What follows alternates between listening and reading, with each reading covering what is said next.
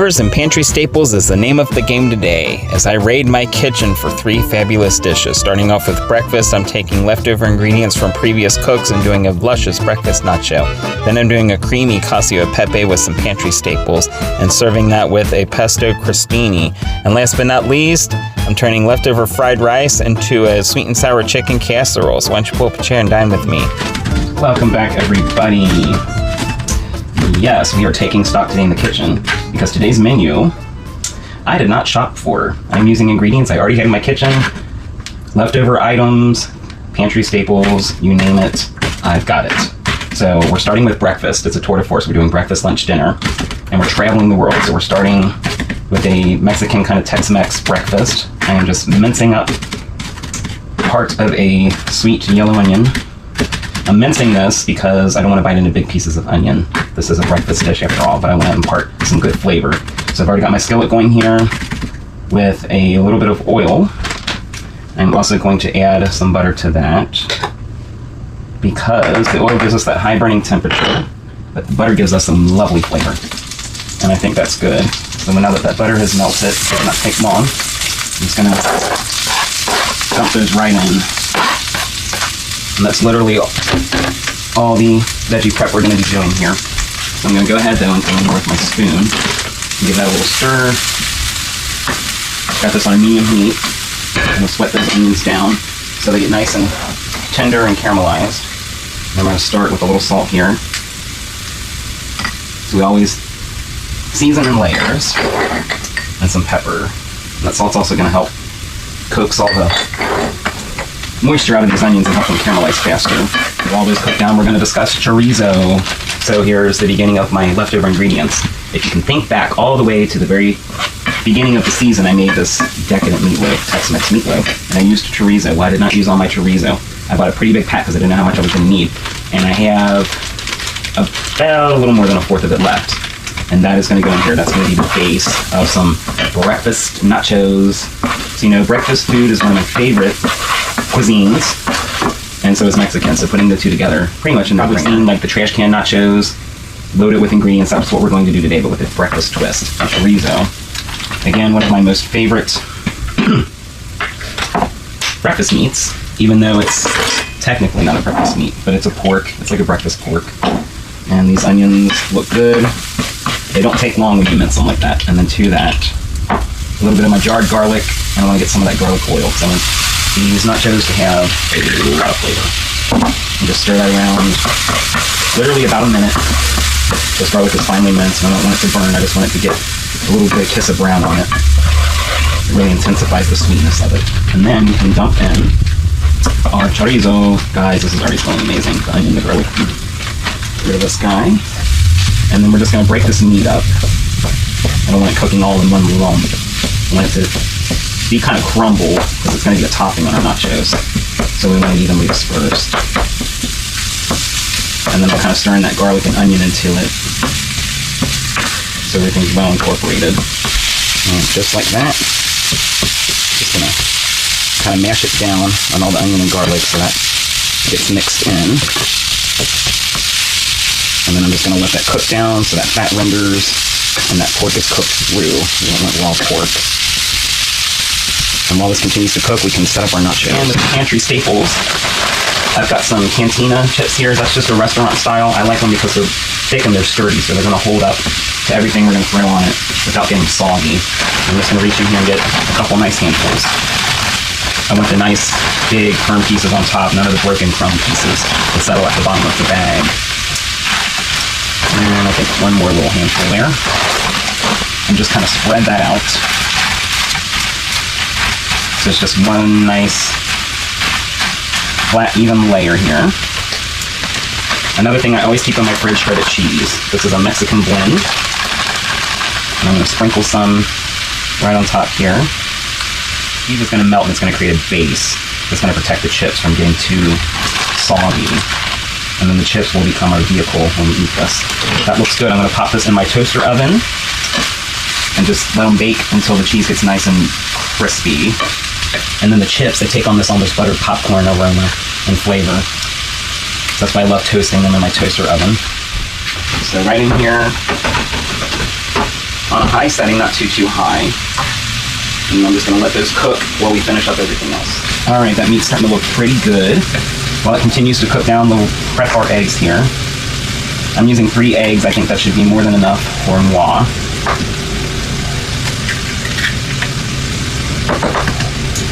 And we're going to season these babies up. So I'm going to start with a little salt here. And of course some pepper. Don't be too shy, eggs are pretty bland. Some onion powder, just a tinge. You don't want too much because it's a little strong in the eggs. And then I've also got some cumin here. Just add a little funk to these eggs, a little interesting funk. And I'm only doing about a 1/4 teaspoon because it's only 3 eggs. One more ingredient. So I like to add dairy to eggs sometimes to make them nice and creamy. So I'm going to take a little sour cream here. Just one little dollop there. And I'm going to beat that in as well. You can use butter, you can use half and half, heavy cream, milk works, crema would have been good as well. And just stir that heavily until it's perfect. Alright, as you can see, the sour cream is well incorporated. Those eggs will almost double in size from all the air I put in here. So we can set those aside. And my chorizo, I think, is ready to come out with that nice and beautifully done there. Some nice little crusty bits. And I've got a little towel here to drain the grease. I don't want greasy nachos. I'm just going to come in here and make sure it's broken up pretty good. I don't want any large pieces here. Alright, and that's just going to go right onto my plate.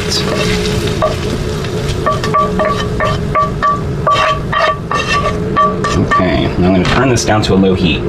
Eggs get really tough if you cook them on a high heat, so we really want a low temperature for that. And I'm going to get some more butter.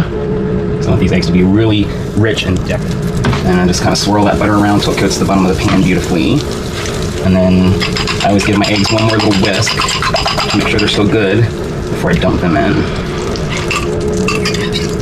And then what I do, I'm very meticulous with the eggs. I let them sit for a minute, almost like you're making an omelet, and let the bottom kind of set up. And then you'll notice once it's cooked on the edges, you can kind of pull it away from itself and let the bits on top kind of cross over. And I just kind of do that a little bit until it starts to form. Another thing that keeps the eggs tender, a lot of people come in here aggressively and just stir everything around. No, I just let the eggs slowly do their thing. And then once the base of it is kind of formed, then we can start to fold. I basically just come up underneath the egg and turn it over on itself.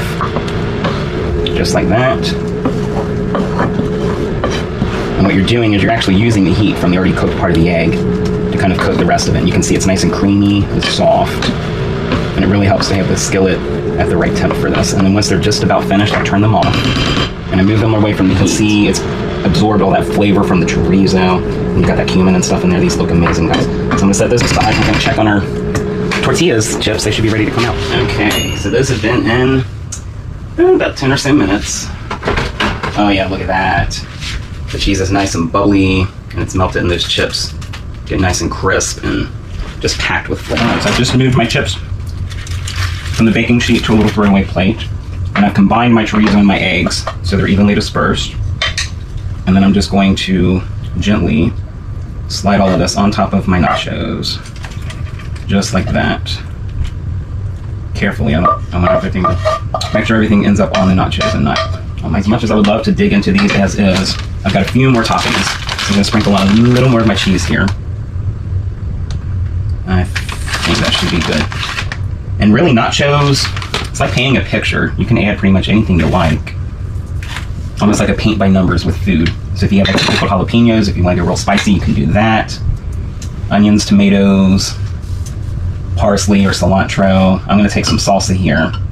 This is a semi-chunky, mild salsa, of course, because you know I'm a wimp when it comes to spice. And I'm just going to dart a little on top here. I use the chunkier salsa. I don't want the real runny salsa because that's going to make our chips soggy. So I just come here and get a little of this and just kind of spread it out, almost like we're dashing it with a hot sauce, which again could be another topping there. That looks really good. And then a nice dollop of sour cream in the middle.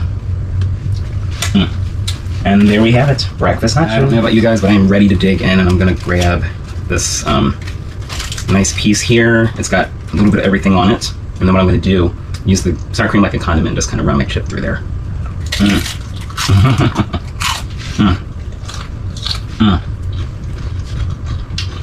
Immediately you hear the crunch of the chips. Toasting them is the way to go. They stay nice and crisp and firm. That egg is so creamy. It practically melted in my mouth. And then I get the heat from the salsa and the chorizo. I'm also picking up on the cumin that we threw in the eggs and onion and garlic we fried up. Guys, these are so good. I may have to stop here, but I do have 2 more dishes to show you.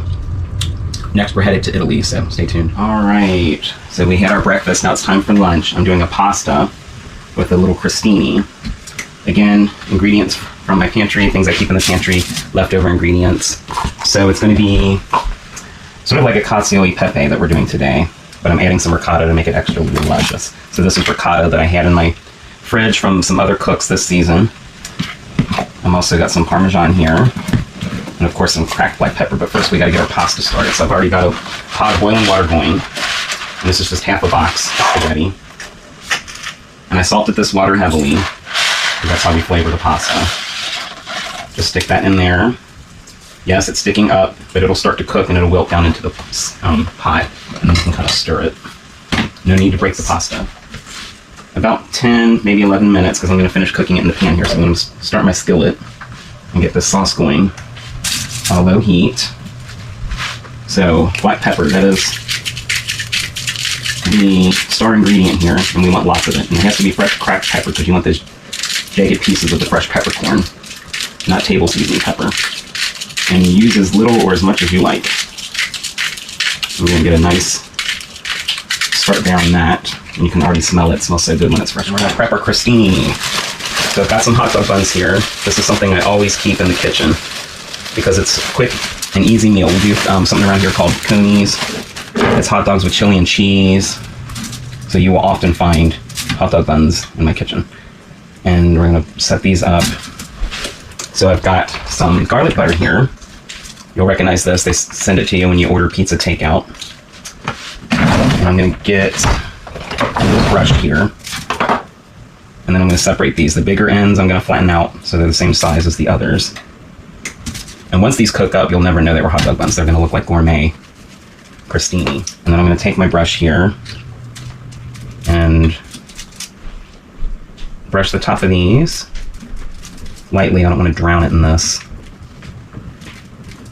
but I do want to cover all sides of it and then turn them over. So I'm going to get the back side.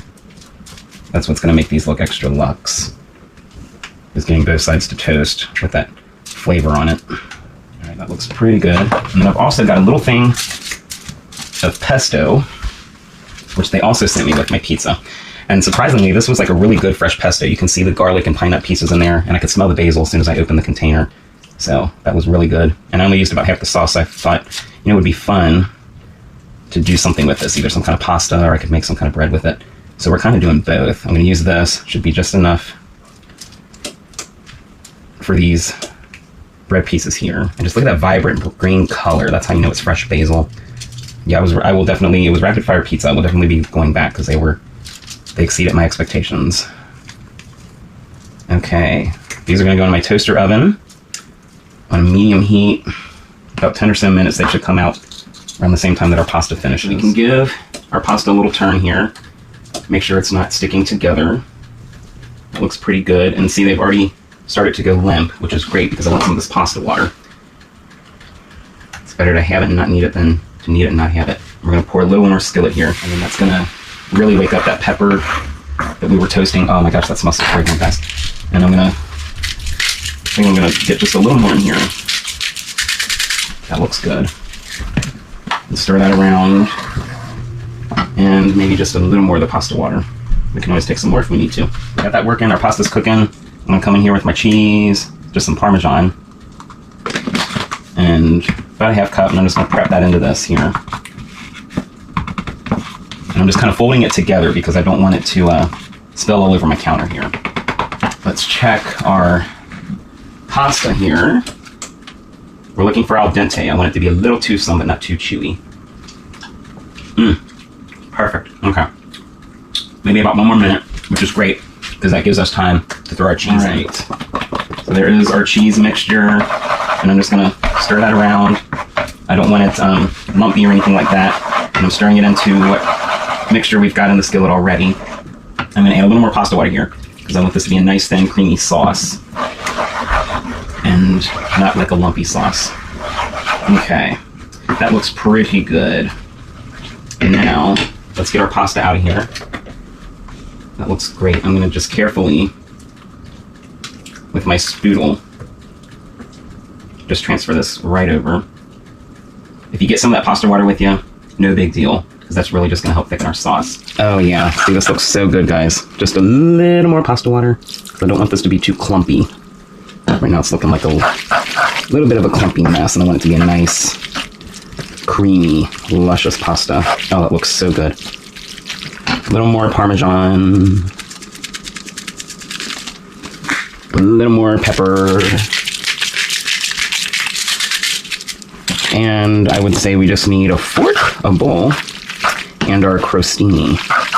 All right, look at that. Nice and golden brown. Would you ever believe that was a hot dog bun to start? No. All right, so I switched to tongs, and I added my last little bit of pasta water, just to make sure this is extra luscious. You can see the spaghetti is just beautifully coated in all that creamy goodness.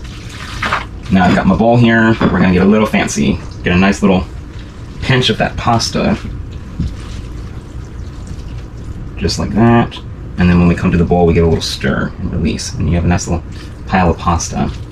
You can always get yourself a little more if you'd like. And there we have it. And to continue our seasoning in layers, even more parm on top, so I'm going to be able to see it.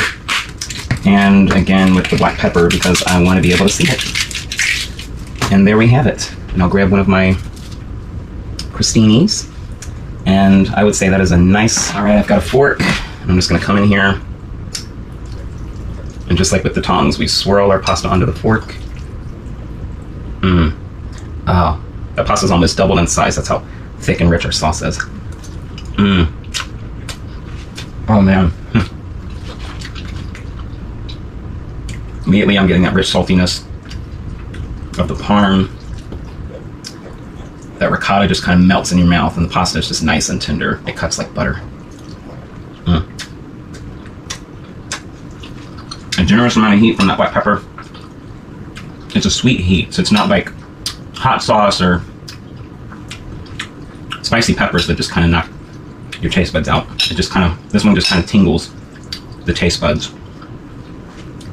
That's why it has to be fresh, because you get those notes, those kind of fruity notes of the fresh pepper. And let's not forget our crostini. Does that not look beautiful? And then on the back side, it looks like a nice, just fresh piece of toasted bread. Nice and crispy, crunchy. And it just bursts with that buttery flavor that we brushed it with. And the basil really intensifies when you toast it off like that. So we tackled breakfast, and we tackled lunch, and then we tackled dinner. So I've taken you to the American Southwest. We visited Italy. Now we're headed to China. Again, this is leftovers and things from my pantry. So I'm starting with veggies here. This is a pre-cooked California thing. I'm just going to give this a little stir. So I've got my wok out. And just a little oil. These won't take long to cook, because they're already kind of pre-cooked. Season this a little bit with some salt and some pepper. And then for the leftovers, I've got some egg fried rice here with chicken. I'm just going to dump that whole thing out. The great thing about Chinese takeout is they give you what you would order for one, they give you enough portions for 2 or 3 people. So there's always leftovers. And I'm using my wok because I just want to reconstitute this. Instead of just microwaving it, I want it to kind of get that texture here when it was fresh. And I'm just going to break this up because it does kind of clump together when it's been in the fridge. So we're going to make our own little sauce here. So I'm starting with, this is sweet and sour nugget sauce from McDonald's. Yes, even the sartorial chef has McDonald's sometimes.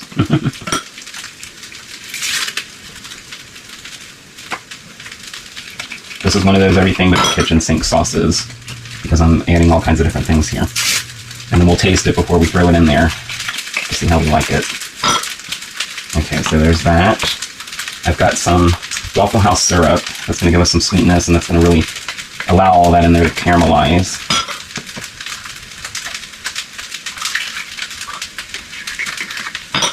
Okay. Some ketchup packets. The ketchup has some vinegar in it, so it's going to cut through the sweetness of the other two sauces. Okay, that looks good. Now the mustard's a little strong, so I'm probably only going to use one of these. This is hot mustard that you get from the Chinese takeout. I'm just going to squeeze one of those in there. And then I've got some soy sauce. I'm going to start with one for now, because it's a little strong. It's salty, and a little sesame oil. The sesame oil is very strong. I'm just going to do a few dashes of that.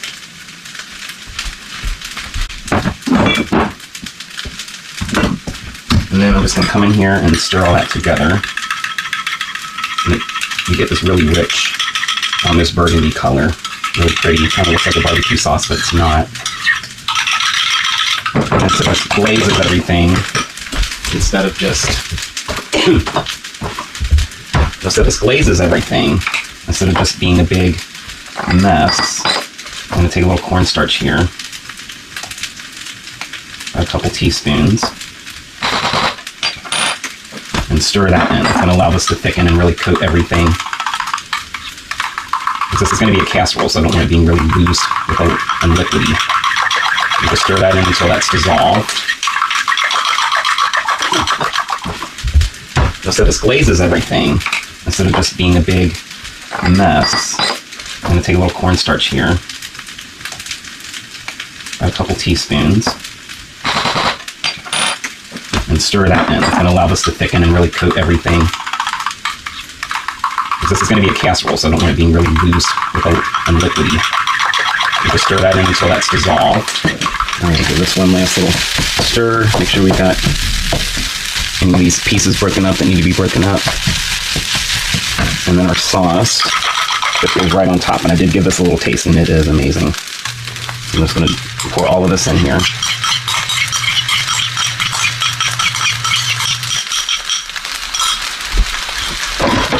And then we just give that a little stir. If you fancy, you can swish it back and forth. If you're timid, you can grab a wooden spoon. For a wok, I use a wooden spoon so I'm not tearing up the surface of the pan. And then I'm literally just going to stir this around a little bit so that sauce can heat up and kind of thicken over everything. Just a few minutes. Alright, that's looking good, guys, but we can't have a casserole without a breadcrumb topping. So I've got some panko here. I want about 2 cups. I'm just kind of eyeball that. And I think that'll be good there. And we're going to season this again with some more salt, some pepper, a little onion powder. And normally I would add some garlic powder to this too, but in lieu of melted butter, I've got some butter sauces here from pizza takeout. It's a fun way to utilize these. I'm going to use about 2, I think. I just want to moisten the breadcrumbs and just stir that together until it all comes together. So the butter, that's going to help these get really nice and crisp in the oven, and it also makes it more of a topping. And I just kind of lightly push all that together until you see it kind of form a crust of sorts. Alright, I think that looks pretty good. Let's turn this guy off, and then we'll get my dish out here. I just greased this little glass dish. Give that one last stir, and then I'm just going to pour this out into our pan here. Make sure we get everything out of this skillet.